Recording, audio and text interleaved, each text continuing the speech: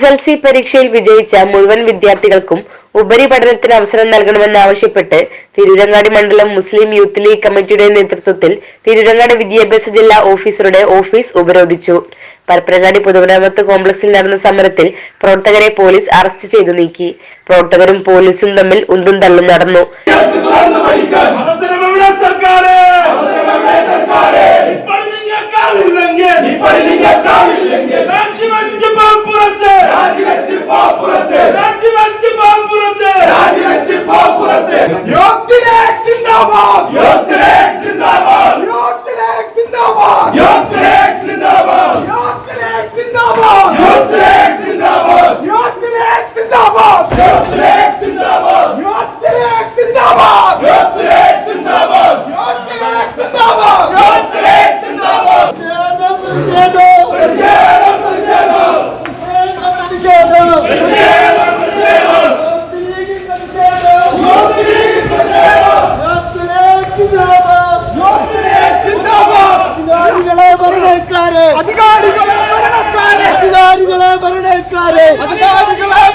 നിങ്ങൾക്കെതിരെ ഉയരുന്നു യൂത്ത് ലീഗിൽ പ്രതിഷേധം.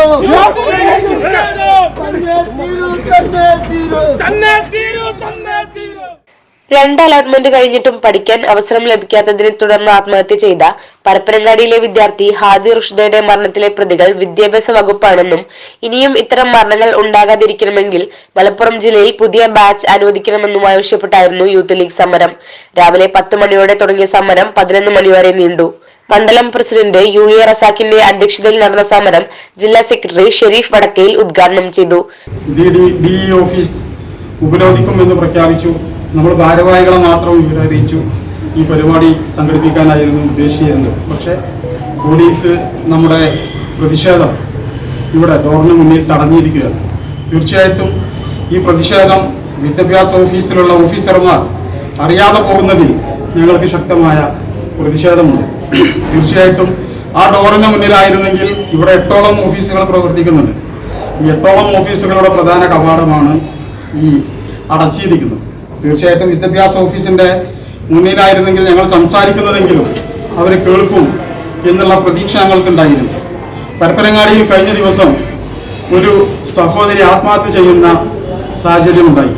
ഹാദി റുഷ്ദ എന്നു പേരുള്ള ഒരു 16 വയസ്സുകാരി ഇവിടെ ആത്മഹത്യ ചെയ്യപ്പെട്ടു. ആ കുട്ടിക്ക് 86% മാർക്കുണ്ടായിരുന്നു. ആ കുട്ടിക്ക് +2 അഡ്മിഷനുള്ള 2ാം അലോട്ട്മെന്റ് കഴിഞ്ഞിട്ടും ആ അഡ്മിഷൻ ലഭിക്കാതെ വന്നപ്പോഴാണ് അദ്ദേഹം ആ കുട്ടി ആത്മഹത്യയിലേക്ക് നയിച്ചത്. General secretary PM Salim, Asif Pattassery, KP Noushad, Usman Kachadi, Riyas Thottungal, Ayyub Thalappil, CK Muneer, CH Abubakar Siddique, PK Salman, Askar Ooppattil, K Mueenul Islam, Bapputty Chemmad തുടങ്ങിയവർ നേതൃത്വം നൽകി. CTV news Tirurangadi. Chemmanu International Jewelers, traditionally trusted for 160 years.